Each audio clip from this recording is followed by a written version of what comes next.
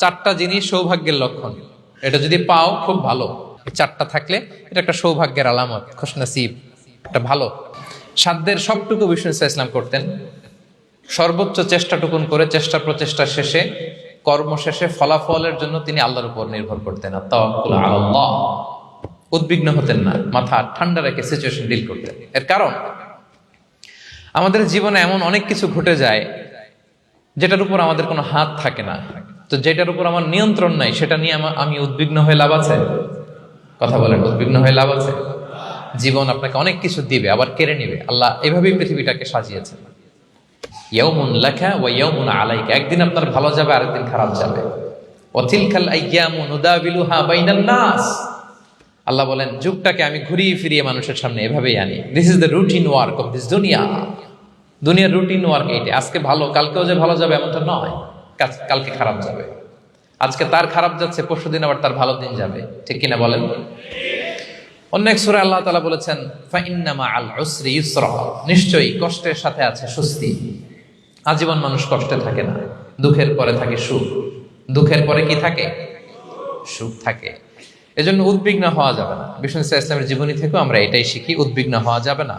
তিনি বলতেন ওয়া আলাম আন্নামা আসাবাকা লাম ইয়াকুন লিয়ুখতিআক ওয়া মা আখতাআকা লাম ইয়াকুন লিয়ুসিবাক রুফিআতিল আকলাম ওয়া জাফফাতিস সুহুফ। ওনার কাজিন আব্দুল্লাহকে ডেকে বললেন, আব্দুল্লাহ, যেটা তুমি পাওয়ার সেটা তুমিই পাবা, কোনোদিন মিস হবে না। এটা তোমার, যেটা তোমার হওয়ার কথা ছিল এটা তুমি পাবাই, এটা মিস হবে না। আর যেটা তোমার নসিবে নাই, যেটা তুমি পাবা না, গোটা বিশ্বের সব ক্ষমতাকে হাতের মুঠোয় আনলেও সেটার দেখা তুমি পাবে না। তো এই জন্য উদ্বিগ্ন হয়ে লাভ আছে বলেন না। আমরা আমাদের সর্বোচ্চ চেষ্টাটুকুন করব, তারপর ফলাফলের জন্য আমরা ভরসা রাখবো, নির্ভর করব একজন সত্তার উপর। আওয়াজ করে বলেন তো, তিনি কে? এই যে হ্যাপিনেস বা সুখ, এই পৃথিবীতে যে সুখ, happiness in this worldly life, in this দুনিয়া isn't permanent, it's temporary. পৃথিবীর সুখটা এটা পার্মানেন্ট না, এটা অস্থায়ী, টেম্পোরারি। পার্মানেন্ট সুখ দেয়া হবে জান্নাতে। আওয়াজ করে বলেন কোথায়?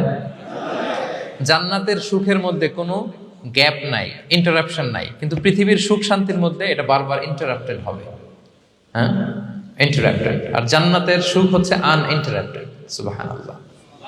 যেমন পৃথিবীতে আপনি সুখে আছেন, আপনার সুখকে কি ইন্টারাপ্ট করে? অসুস্থতা। খুব সুখে আছেন, শান্তিতে আছেন, হঠাৎ অসুস্থতা চলে আসছে, তার মানে ইন্টারাপশন হয়েছে না বলেন? হঠাৎ কিডনি ফেলিওর করলো, হার্ট অ্যাটাক, ক্যান্সার স্টেজ 3-তে চলে গেছে, 4-এ চলে গেছে, তাহলে হ্যাপিনেসটা আর থাকলো না, এটা টেম্পোরারি। দুনিয়ার সুখকে ইন্টারাপ্ট করে বার্ধক্য। খুব সুখে শান্তিতে জীবন কাটাচ্ছিলেন, কিন্তু বয়স হয়ে গেছে 80, এখন আর সেই সুখ আছে? কথা বলে না কেন? সেই স্বাদ আল্লাহ দান নাই, সেই সুখের ছোঁয়া পরশান নাই। তাহলে দুনিয়ার সুখ টেম্পোরারি, অসুস্থতা এসে সুখ কেড়ে নেয়, বার্ধক্য এসে সুখ কেড়ে নেয়, আর সবচেয়ে বড় যে ব্যাপারটা এসে সুখের ইতি ঘটায় সেটা হচ্ছে মৃত্যু। সেটা কি? সুখে শান্তিতে জীবনযাপন করতেছেন, হঠাৎ সবকিছু চমকে দিয়ে, আপনাকে একেবারে থমকে দিয়ে মৃত্যুর আগমন ঘটে যায়, তাই না? ওয়ালিকুল্লি উম্মাতিন আজাল ফাইদা জাআ আজালুহা লা ইস্তাখিরুনা সাআতান ওয়া লা ইস্তাকদিমুন। একেবারে ফিক্সড করা, সিলেক্ট করা কখন আপনি মরবেন। এই মৃত্যুর সময়টা আপনার ফিক্সড টাইমের 1 সেকেন্ড আগেও আসবে না, পরেও আসবে না। তাহলে দুনিয়ার সুখ এটা কি চিরস্থায়ী না ক্ষণস্থায়ী? এই লাইফটা, দুনিয়ার হ্যাপিনেসটা এটা টেম্পোরারি, এটা খেয়াল রাখতে হবে। চির সুখ, চির শান্তি, আনইন্টারাপ্টেড হ্যাপিনেস আপনি পাবেন জান্নাতে। জীবন কখনো সহজ নয়, জীবন কখনো সহজ নয়। জীবনকে সহজ বানিয়ে নিতে হয়, কখনো দোয়া করে, কখনো আল্লাহর উপর ভরসা করে, কখনো ইগনোর করে, কখনো কখনো মানিয়ে নিয়ে, স্যাক্রিফাইস করে, অ্যাডজাস্ট করে, ঠিক কিনা বলেন? জীবন সহজ নয়, সহজ করে নিতে হয়, মানিয়ে নিতে হয়, অ্যাডজাস্ট করতে হয়, স্যাক্রিফাইস করতে হয়। Piece of mind is the real happiness. মনের সুখী আসল সুখ। এজন্য মনকে অস্থির হতে দেয়া যাবে না, মনকে সবসময় স্থির রাখবেন। মনের সুখ আসল সুখ। মনের সাথে কথা বলুন, মনকে জিজ্ঞেস করুন, মন কিসে খুশি হয়, কিসে হয় না, কিসে শান্তি পায়, কিসে পায় না। শুধু সম্পদ থাকলেই মানুষ সুখী হয় না। সম্পদের দরকার আছে, অনেকে দেখবেন অনেক সম্পদের মালিক, অনেক টাকা পয়সা, কিন্তু খেয়ে হজম করতে পারে না। এরকম আছে না নাই? সুখ আছে? অনেকে অনেক সম্পদশালী, কিন্তু দাম্পত্য জীবনে কলহ, এরকম আছে না নাই? অনেক সম্পদশালী ছেলে কথা শোনে না, গাঁজা খায়, আছে না? না, এটা আমার বাস্তব কথা থেকে বলছি। আমাদেরকে বলে রিহ্যাবে পাঠায়, রিহ্যাবিলিটেশনে পাঠায়, 6 মাস পরে আসে আবার গাঁজা টানা শুরু করে। আছে না নাই? তাহলে শুধু সম্পদ থাকলে আপনি হ্যাপি হবেন না। মনের সুখ আসল সুখ। অনেক সম্পদ কিন্তু পরিবারের শান্তি নাই, সুস্থতা নাই, তাহলে কিছুই নাই। মনের সুখটাকে যেন আমরা সবচাইতে বেশি গুরুত্ব দেই। সম্পদের দরকার আছে প্রিয় ভাইরা, হালাল ভাবে উপার্জিত সম্পদের প্রাচুর্য থাকতে পারে, সমস্যা নাই। পার্থিব হালাল উপভোগের জিনিস, এটা নিষেধ নয়। স্বয়ং বিষ্ণু ইসলামী বলেছেন আরবাউন মিনাস সাআদা, 4টা জিনিস সৌভাগ্যের লক্ষণ। এটা যদি পাও খুব ভালো। কয়টা? সবাই বলেন কয়টা? 4টা জিনিস সৌভাগ্যের লক্ষণ। 1 নাম্বার আল মারআতু সালেহা, নেককার স্ত্রী। নেককার কি? 2 নাম্বার আল মাসকানুল ওয়াসিআ, প্রশস্ত বাড়ি, প্রশস্ত বাড়ি। 3 নাম্বার আল জারু সালেহ, গুড নেইবার, ভালো প্রতিবেশী। 4 নাম্বার আল মারকাবুল হানি, সুইট রাইড, মানে ভালো বাহন বা যানবাহন। এই 4টা থাকলে এটা একটা সৌভাগ্যের আলামত, খুশনসিব, এটা ভালো। কিন্তু খেয়াল করে দেখেন তো বিশ্বনবীর 4টার মধ্যে কয়টা ছিল? শুধু 1 নাম্বারটাই ছিল, বাকি 3টা ছিল না তেমন।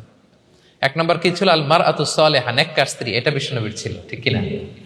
2 নাম্বার আল মাসকানুল ওয়াসি, স্পেশিয়াস হাউস, বড় ঘর, বিশ্বনবীর ছিল না মক্কায় না মদিনায়। মদিনার ঘরগুলো দেখেন, এক এক বিবির এক এক ঘর, ছোট্ট ঘর, খেলে হাইটা এসে বসতে পারে আর শুইতে পারে এতটুকু। 3 নাম্বার আল জারু সালেহ, ভালো প্রতিবেশী ছিল। মক্কায়ও না মদিনায়ও। মদিনায় গেলেন, আশেপাশে ইহুদিরা থাকতো, বনু কাইনুকা, বনু কুরাইজা, বনু নাদির। তাদের ষড়যন্ত্রে একটা রাতও শান্তিতে ঘুমাইতেই পারে নাই। সুক্ত দূর কি বাদ, সবসময় জ্বালাতন করতো, বিট্রে করতো, ওয়াদাভঙ্গ করতো, এগুলো ঘটেছে। তার মানে ভালো প্রতিবেশী জোটে নাই। 4 নাম্বার আল মারকাবুল হানি, ভালো বাহন। খুব বেশি ভালো বাহন ছিল তাও বলা যায় না, খাবারই তো ছিল না, ওট খাইলে না গায়ে জোর থাকবে, ঠিক কিনা? হ্যাঁ, কসওয়া আদবা ছিল। তার মানে বাহন ছিল চালানোর মতো, কিন্তু খুব বেশি ভালো বাহন যে ছিল এমন নয়।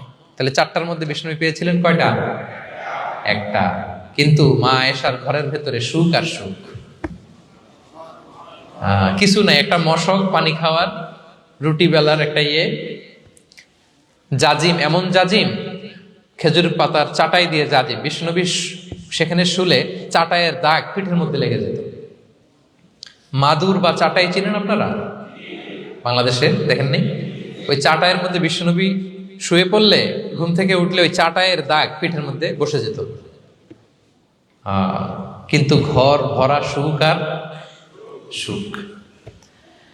কারণ টাকা দিয়ে বাড়ি কিনা যায়, গাড়ি কিনা যায়, ঘর কিনা যায়, সব কিনা যায়, কিন্তু সুখ কিনা যায় না।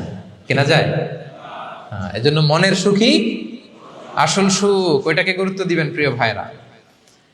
সহিহ মুসলিমের আরেকটা হাদিসে বিষ্ণু ইসলাম বলেন লাইসাল গিনা আন কাসরাতিল আরাদি ওয়ালাকিন্নাল গিনা গিনান নফস। বেশি সম্পদ থাকলেই ধনাঢ্যতা নয়, আসল ধনাঢ্যতা মনের ধনাঢ্যতা। মনে সুখ তো সবখানে সুখ, মনে শান্তি তো সবখানে শান্তি। মনের সুখী, সবাই বলবেন মনের সুখী